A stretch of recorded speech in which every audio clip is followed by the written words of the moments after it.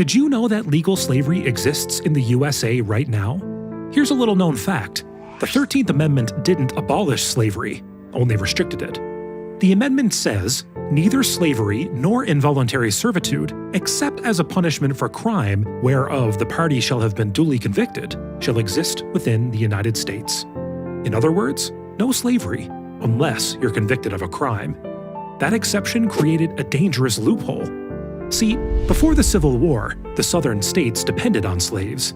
They needed free human labor to stay afloat. So after emancipation, they had to change.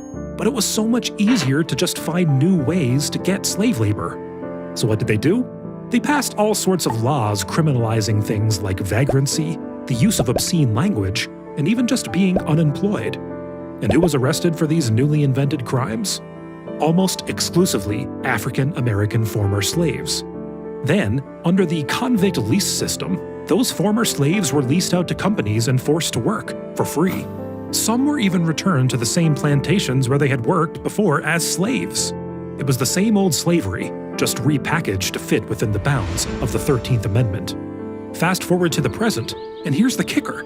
Little has changed. The system and the law remain the same.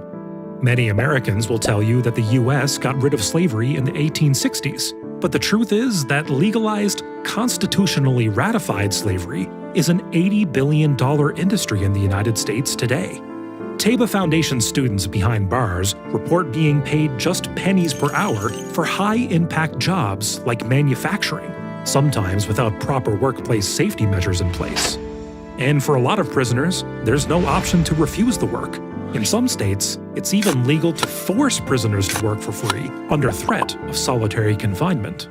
Meanwhile, Core Civic, just one of the many companies that operate private prisons and detention centers in this broken system, brings in nearly $2 billion a year in revenue off those prisoners and their labor. Prisons being so profitable, it's no wonder the US has more prisoners than any other country, and imprisons its citizens at a higher rate than any other nation. The only country possibly on par with America's incarceration rate? North Korea.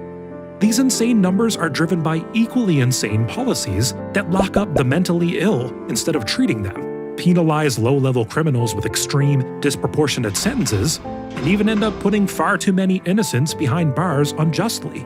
All subjects we'll be exploring in future videos. In the meantime, we at Tayba Foundation serve incarcerated Muslims, one of the most underserved prison populations, and most of them converts to the faith. Want to get educated on the US prison system and the Muslims inside it? Check out the link in the description below to sign up for our email series.